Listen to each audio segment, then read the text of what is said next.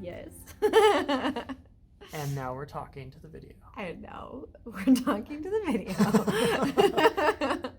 That's nice. And whoever is watching the video. Oh yeah, for sure. Whoever's watching, I would say for sure. Mm-hmm. We were talking about what video to make, and then I pushed record because I was like, oh, we don't actually know, and we don't need to know. No, it's fine. We can make a video about spontaneity. That would be very fun, maybe. I don't know. It would be very spontaneous. Whatever we make right now will be very spontaneous because we haven't thought of it yet. I started writing something about spontaneity, and I was like, this doesn't feel spontaneous writing it like this. But maybe as a video, it would make Being more sense. spontaneous, sure. Okay. What do you want to say about spontaneity? Or is that too pre-planned? Yeah. No, I mean, like, I don't know what I'm going to say, so that's the beauty of it. Okay, cool. Yeah. I mean, this reminds me of how spontaneity I feel like really works when you have some kind of Like structure. yeah, like it's like how creativity loves limits. I feel like spontaneity loves boundaries, and then it allows for, like, if I like schedule 3 hours of unplanned time in my day, and then in that time I can be spontaneous, it's like a little bit more it gives me some more limits than like if I'm just like have nothing to do ever and I'm like, wow, I've so much time to be spontaneous, but I have nothing to do ever.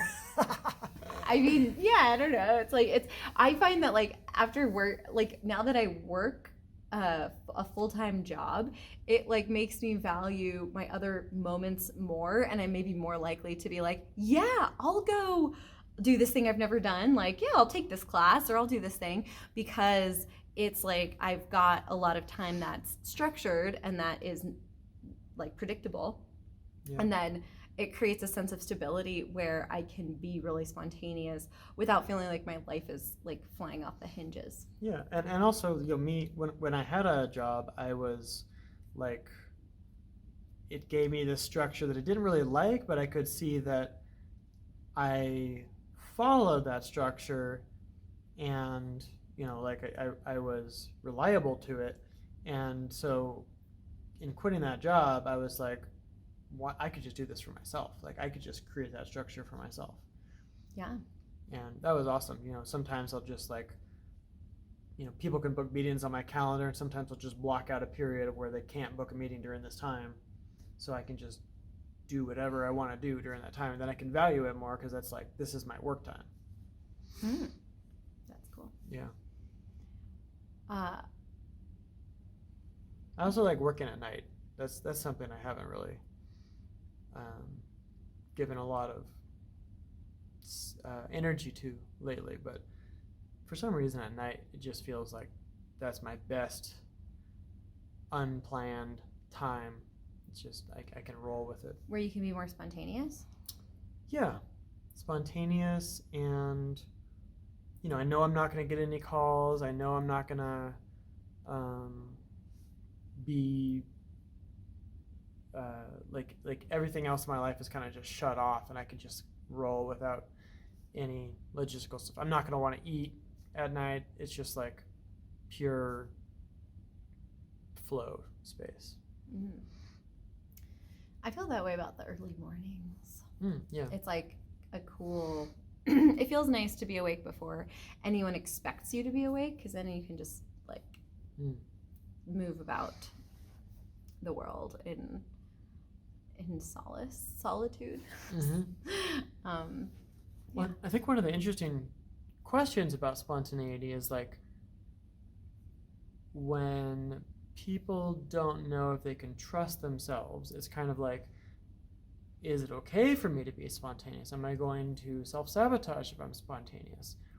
So it's kind of like most people seem to be pulled in two directions. Like, I want to be spontaneous because naturally we want to let our energy flow, but if I'm too spontaneous, is it going to be that I'm too unstructured? Am I going to be just floating into oblivion versus, you know, like you were saying, creativity loves limits. So Yeah, spontaneity within some kind of context of our values, I would say, feels really necessary.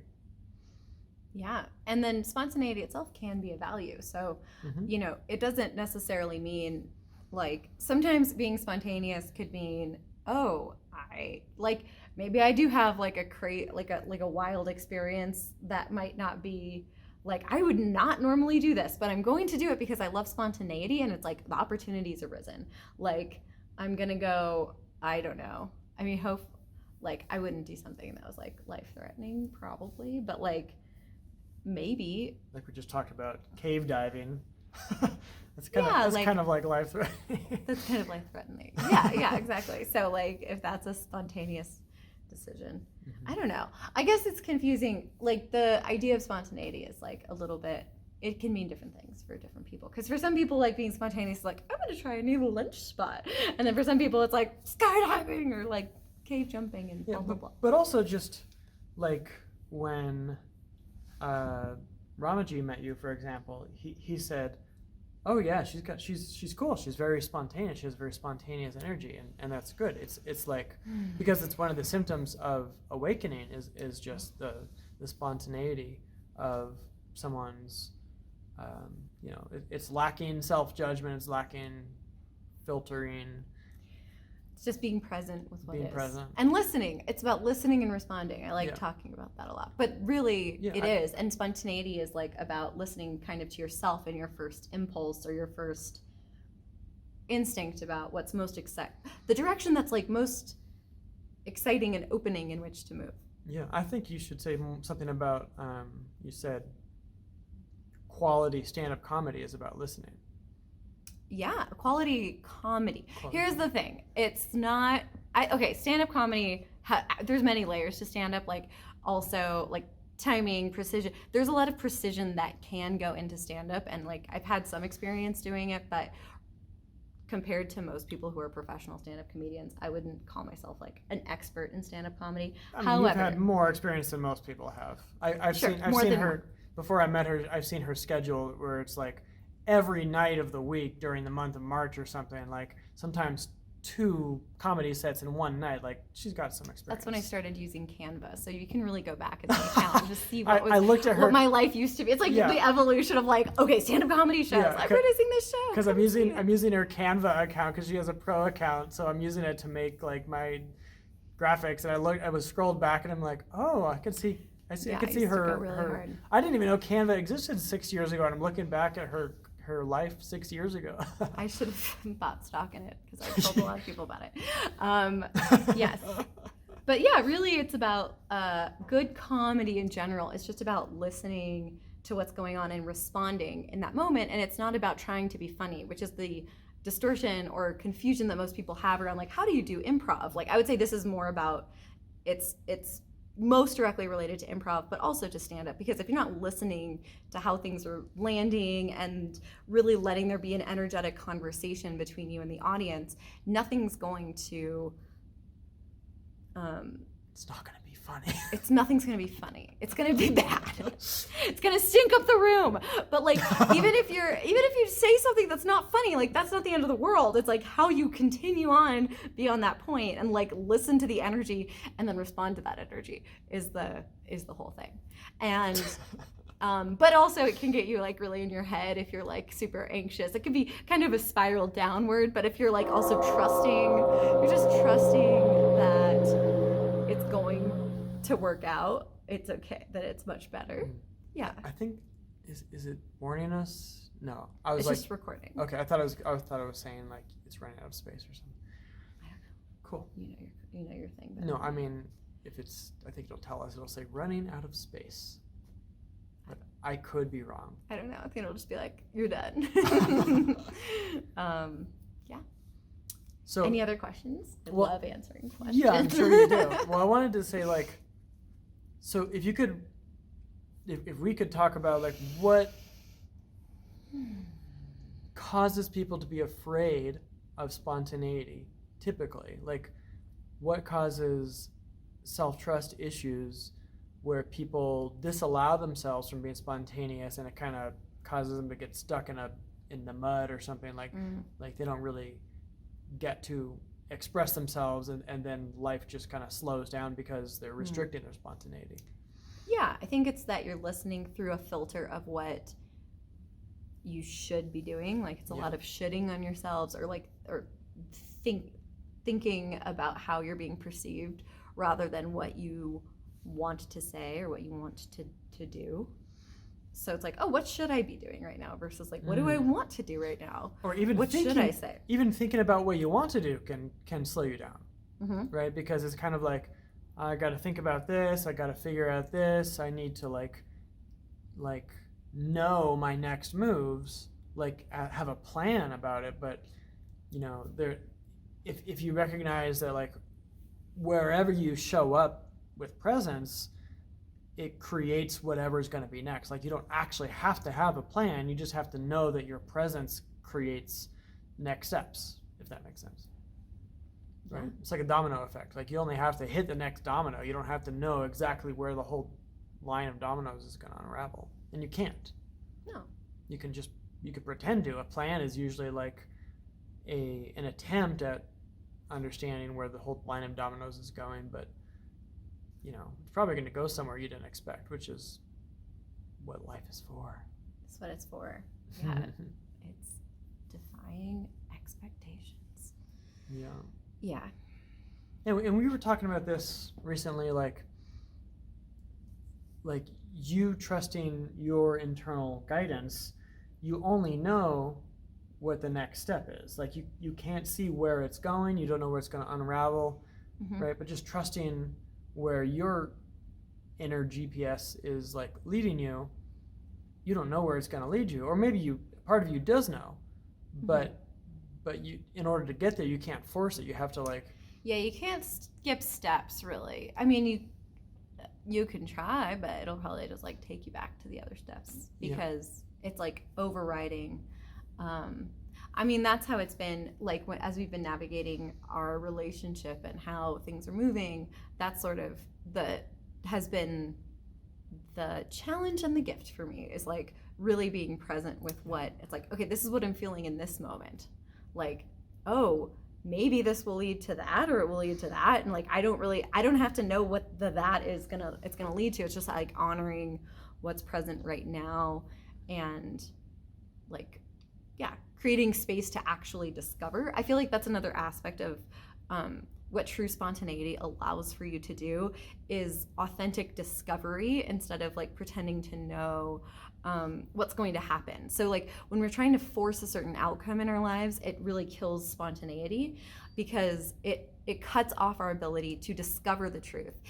It like superimposes an idea of what the truth is onto our lives. Yeah, and it's quite paradoxical because there's what you're talking about, which is like allowing space for that genuine spontaneity. And then there's also like the sort of warrior mindset of like, this will get done absolutely no matter what. So there's that holding of tensions, which is necessary, is like my willpower has the ability to, move towards something unbendingly. And then also I have the space to continue listening and see where I want to pivot as it goes forward. So it's both are necessary, both are possible. It's like having a destination in mind when you're flying somewhere. For all the pilots out there, this is really going to resonate. Yeah, this is for you, pilots. This is for you. When you're up there in the sky, you got your land. You know what your landing pad is. Yeah, we'll just call this video "Spontaneity for Pilots." Spontaneity for pilots.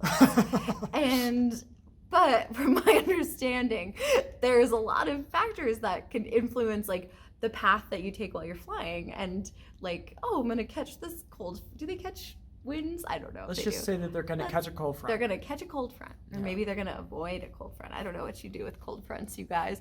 But whatever you do, you're feeling it out in the moment. There's like space to course correct. And maybe you're like, oh, we're going out to the Bahamas area instead of up the other That sounds one. like a drunk pilot, if you ask I'm me. a drunk pilot.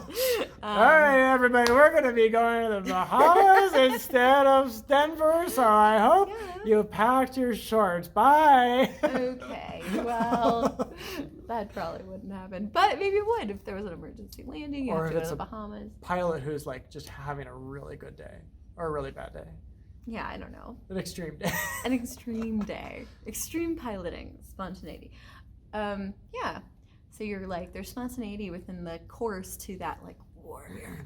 I will get to Atlanta, Georgia, or wherever you're flying pilots. And from my point, like with the warrior, like I will get this done. Absolutely. It's energetically, it's mostly about the self-trust.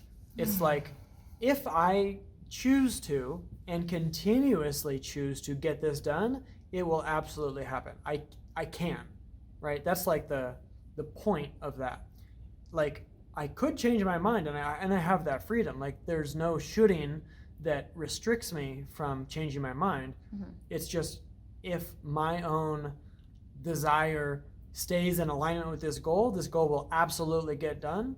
And I also have, it's the and, that's the key there. And I also have the possibility of course correcting, pivoting, changing my goalpost, going to the Bahamas. Go to the Bahamas. Right. Let's go. Let's do it. All right. Well, we got to end the video to be able to do that.